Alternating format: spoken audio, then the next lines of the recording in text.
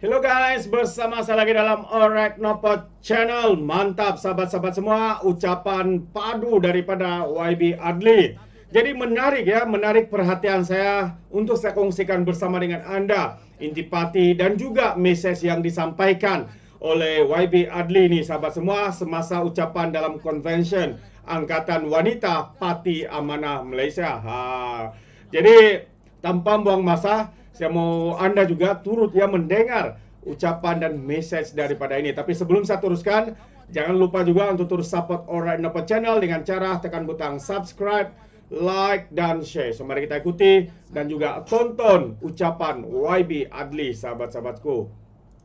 Kita tak nafikan bahawa hari ini ialah rakyat Palestin lah yang menyedarkan kita tentang hidup bernegara. Kematian di Palestin hari ini, mereka yang syahid lebih daripada 20,000 orang. 70% daripada 20,000 itu adalah wanita dan kanak-kanak. Saya timbalan Menteri Pertahanan. Kalau berperang ini sepatutnya tentera lawan tentera. Bukan tentera lawan orang awam. Bukan lawan kanak-kanak. Bukan lawan sekolah. Apa yang berlaku di Palestin adalah keganasan. Apa yang kita sebut sebagai Nakba yang kedua. Seperti mana yang berlaku pada tahun 1948. Pembunuhan lebih daripada 15,000 orang. Mereka yang diusir pada tahun 1948 lebih daripada 750,000 orang hilang tanah dan hilang tempat tinggal. Dan mereka menguasai lebih daripada 70% bumi Palestin itu sendiri. Sebab itu kesedaran kepada Palestin bukan sahaja kepada orang Islam. Hatta negara-negara Islam sendiri pun sebahagiannya tak punya kesedaran kepada Palestin. Kerana apa? Kerana jiwa Palestin adalah kerana nilai dalam diri manusia. Tak kira dia timur, tak kira dia barat. Sebab itu kita dalam amanah bina nilai ini. Jangan sampai kita melihat sesuatu itu bukan berdasarkan kepada nilai yang ada pada diri kita, tapi kerana sentimen yang kita bina. Agama bukan begitu. Sebab itu kita boleh melihat kadang-kadang kita pelik. Kenapa kesedaran sehingga tentang Palestin sampai ke Afrika? Kerana apa? Kerana rakyat di Afrika itu mereka pernah diperlakukan sedemikian rupa dan mereka tahu apa maksud yang diperjuangkan oleh rakyat Palestin itu. Lihat saja negara-negara Eropah. Walaupun mereka punya agama berbeza, tapi mereka punya kesedaran itu. Amanah harus begitu. Memperjuangkan Palestin ialah memperjuangkan saudara seagama. Tapi dalam masa yang sama, memperjuangkan Palestin juga menghidupkan jiwa kita. Untuk apa? Untuk pastikan bukan sahaja Palestin, tapi dunia ini harus aman. Kita mesti sepakat, mana-mana ada bumi di bumi ini yang merosakkan, yang membunuh kanak-kanak, harus kita tentang. Yang membunuh kaum wanita, harus kita tentang. Tak kira timur, tak kira barat. Yang merosakkan rumah ibadah, harus kita tentang. Ini nilai yang harus kita bina. Baharulah fahaman kita tentang kewujudan agama itu benar-benar kita hayati. Saya selalu menyebut bahawa agama itu diturunkan dengan 3 perkara ini. Kerana 3 perkara ini. Hilang 3 perkara ini, maka kita telah melaksanakan tuntutan agama. Kita mesti, agama itu diturunkan, mesti menghilangkan kelaparan. Mesti menghilangkan kejahilan. Mesti menghilangkan kedutaan. Kelaparan, kejahilan, kedukaan. Ini 3 perkara mesti hilang dalam diri kita. Barulah kita benar-benar menjayakan tuntutan agama. Sebab itu seperti mana yang saya sebut. Kadang-kadang kita sedih kerana dalam negara-negara yang begitu kaya di kalangan negara umat Islam, tapi mereka tidak dapat membantu apa yang berlaku di Palestin. Sebab itu saya bersyukur kerana Yang Amat Berhormat Perdana Menteri di atas segala upaya Bukan senang nak berdepan mata bercakap sendiri dengan Presiden Amerika itu sendiri. Penentangan kita, suara Malaysia. Dan kita harus terus menyokong usaha kita. Sama ada dari segi dana, sama ada dari segi bantuan makanan, sama ada dari segi bantuan perubatan. Kita jangan berhenti untuk bersama-sama dengan masyarakat di Palestin itu. Kerana kita tahu bahawa pembunuhan kepada kanak-kanak, pembunuhan kepada wanita, merosakkan rumah ibadah adalah perbuatan jenayah yang tak boleh diterima. Ini bukan pertempuran antara tentera dengan tentera. Ini adalah pertempuran rakyat Palestin dengan pengganas dunia ini. Ini harus kita bersama-sama dengan rakyat Palestin dan juga Gaza.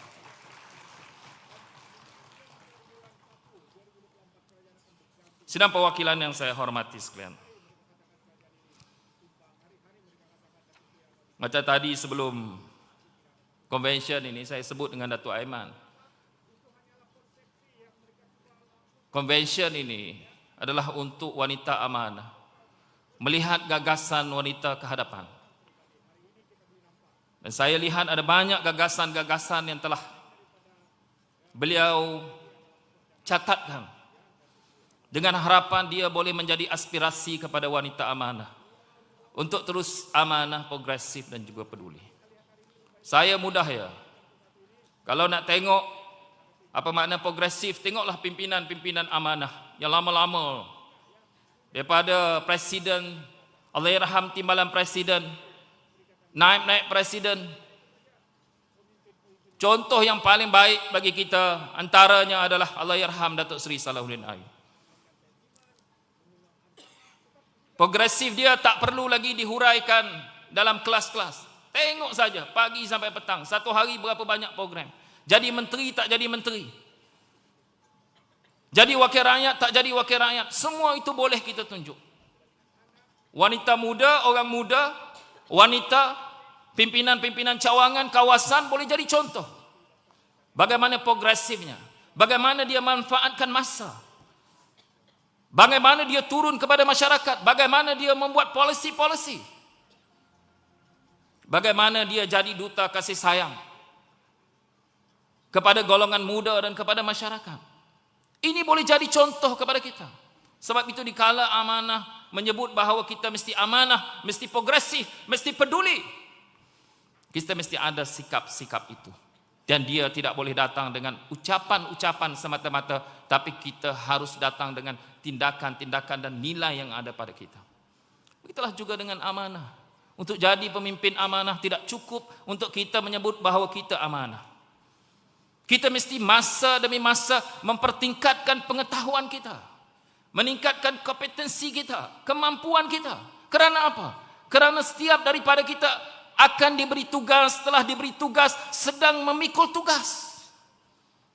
Kalau kita gagal, macam mana kita boleh memimpin rakyat? Rakyat mahu pemimpin berjaya. Rakyat mahu pemimpin yang boleh memandu mereka. Rakyat mahu pemimpin yang boleh mengeluarkan mereka daripada kesusahan. Daripada kesempitan. Itu tugas kita. Sebab itu kita jadi pemimpin. Jangan sekali-kali kita merasakan kita yang terbaik. Tak mungkin. Tambah pengetahuan kita, tingkatkan kemampuan, kompetensi kita, keupayaan kita. Dalam masa yang sama kita mesti progresif, sentiasa bertindak supaya inisiatif-inisiatif kita itu dapat kita laksanakan. Saya tahu dalam wanita ini antara perkara yang paling, kalau saya tak sebut, nanti Datuk Aiman kata dia tak sampailah hajat dia. Hajat wanita semua, bukan hajat dia, hajat wanita semua. 30% memposisikan wanita dalam parti amanah negara. Dengar tu YB Aminul Huda dengan YB Azli. Bukan tanggungjawab saya seorang. Ni semua tanggungjawab pimpinan. Termasuk Dr. Hassan Farouk lah. Saya sebut, dia boleh berlaku dalam dua perkara. Pertama, ya kita boleh merubah perlembagaan kita. Saya tak nafikan kita boleh mengubah perlembagaan kita. Tu dah, saya baru cakap ini dah dengar dah dia komen tu. Tapi saya beritahu, tidak semestinya dengan kalau kita tak dapat dengan cara itu, kita ada cara lain. Saya mencadangkan supaya wanita amanah. Belum baru cadang dah setuju macam mana? Sabarlah dulu. Saya mencadangkan kepada wanita amanah supaya wanita amanah mendapatkan kelulusan di peringkat nasional, pelan tindakan wanita amanah bagi menghadapi pilihan raya umum yang ke-16 dan pilihan raya negeri-negeri, bagi memposisikan wanita amanah di peringkat nasional. Dengan pelan tindakan itulah kita boleh kenal pasti. Sebenarnya wanita amanah ada banyak potensi, ada kerusi yang sepatutnya boleh menang, tapi tidak menang. Sebab apa? Sebab kita gagal. Kita memposisikan bakat. Ya, wanita amanah ada bakat. Layak jadi wakil rakyat. Layak bukan saja jadi wakil rakyat, jadi esko pun layak. Tapi kadang-kadang tak boleh menang sebab apa? Sebab kita gagal menguruskan parti itu di peringkat kawasan-kawasan ataupun di peringkat-peringkat Dewan Undangan Negeri maupun Parlimen. Sebab itu harus rangka pelan tindakan. Kadang-kadang memang ia minta kursi, kita bagi. Saya beritahu, pimpinan di peringkat nasional ini, saya paling sukar untuk buat keputusan adalah di DUN Kota Lama. Saya serahkan kepada Presiden. Masa itu saya dipertanggungjawabkan. Tapi saya tahu Presiden mengambil semua pandangan. Kadang-kadang yang nak jadi calon itu pun kawan saya kat pejabat. Bukan mudah. Kan? Tapi saya tahu bahawa semua orang berjiwa besar. Untuk apa? Untuk tunjukkan bahawa kita boleh menang. Kalau kita sepakat kita boleh menang, siapa pun jadi calon. Apatah lagi kalau calon itu punya wibawa, punya latar belakang yang baik, punya kemampuan di kalangan wanita. Alhamdulillah. Kita nak pecahkan ruyung kita di Kelantan itu. Akhirnya saya ucapkan tahniah kepada wanita amanah. Kerana berjaya membawa mandat yang diberikan oleh pimpinan di peringkat nasional itu. Sebab itu gunakan kesempatan ini. Bina pelan strategik wanita amanah untuk menghadapi pilihan raya itu. Khusus untuk memposisikan wanita amanah di peringkat nasional itu. Saya yakin. Kalau gerak kerjanya dibuat, kompetensinya ada, hubungannya baik dengan kawasan-kawasan, dan dalam masa yang sama, sehingga kan rakyat itu melihat tak ada orang lain melainkan itu yang boleh memberikan kemenangan di samping dokongan daripada rakan-rakan kita daripada Pakatan Harapan dan juga UMNO Barisan Nasional. Saya yakin wanita amanah akan dapat memposisikan diri mereka dengan lebih baik seperti mana yang ada pada hari ini. Dan yang terakhir saya peringatkan kepada wanita amanah. Wanita amanah telah diberikan tanggungjawab yang cukup besar memimpin wanita Pakatan Harapan. Bukan calang-calang diberikan tanggungjawab itu.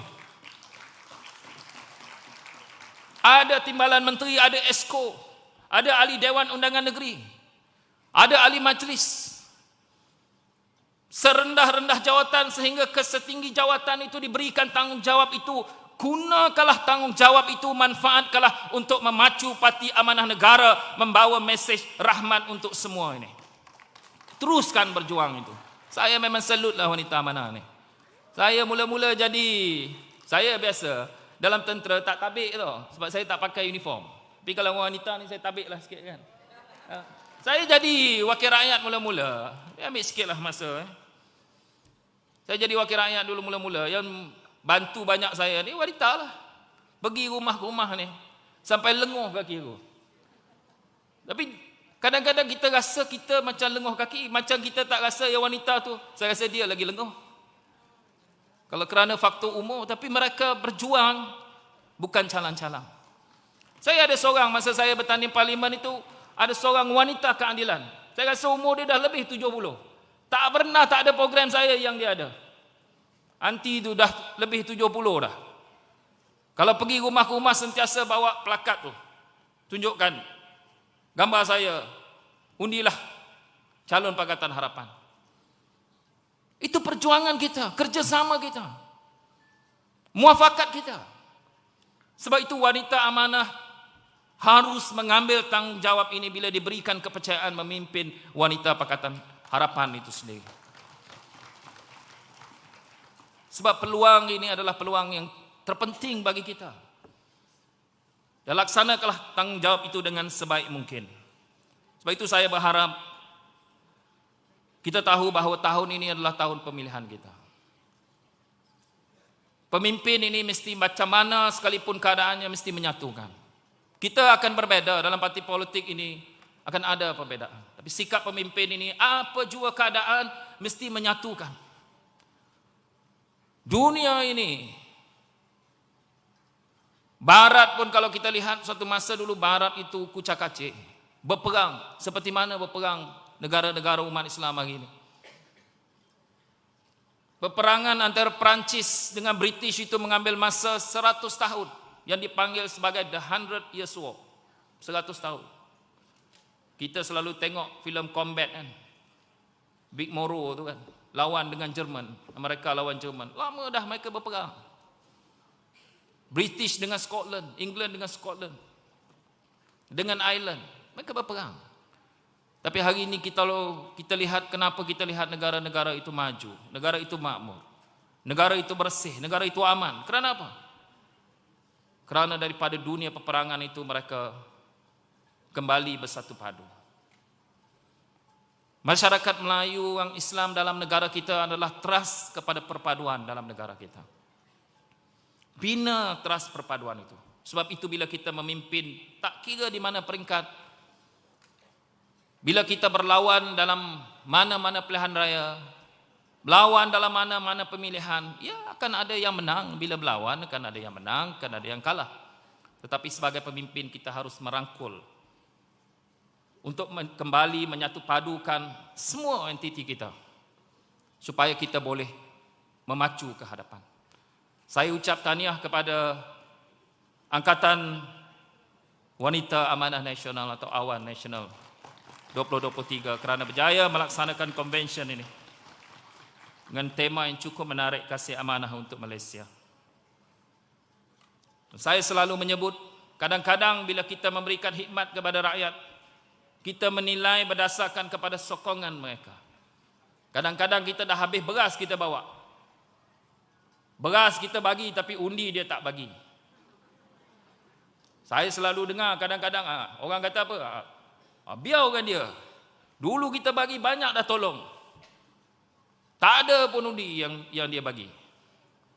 Sebagai sebuah parti politik yang membawa mesej rahmah, saya selalu peringatkan, kalau kita berbuat baik dan tidak dikenang orang, teruslah berbuat baik. Kerana urusan kita akhirnya bukanlah dengan orang-orang, tetapi urusan kita akhirnya dengan yang Maha Pencipta. Ini harus menjadi tekad matlamat kita. Di akhirnya, orang Melaka mestilah berpantun ya. Tanam selasih di atas para, siram dengan air yang bersih. Tekad kita untuk negara, amanah dipikul, warga dikasih. Kasih amanah untuk Malaysia dengan lafaz Bismillahirrahmanirrahim. Siru ala barakatillah. Saya merasmikan Convention Angkatan Wanita Amanah di peringkat nasional pada tahun 2023 ini. Sekian wabillahi taufiq wa hidayah. Assalamualaikum warahmatullahi taala wabarakatuh. Waalaikumsalam warahmatullahi wabarakatuh. Terbaik sahabat-sahabat semua.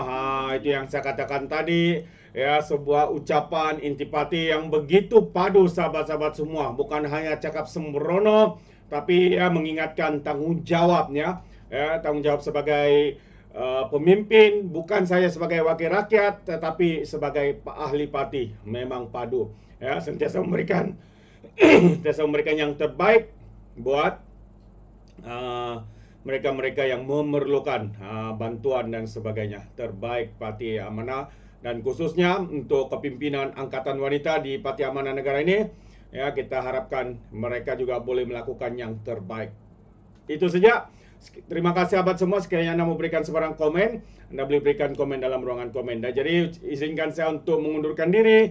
Dan seperti biasa, peribahasa mengatakan, tapapun kangkap, 2 tahun keinginan.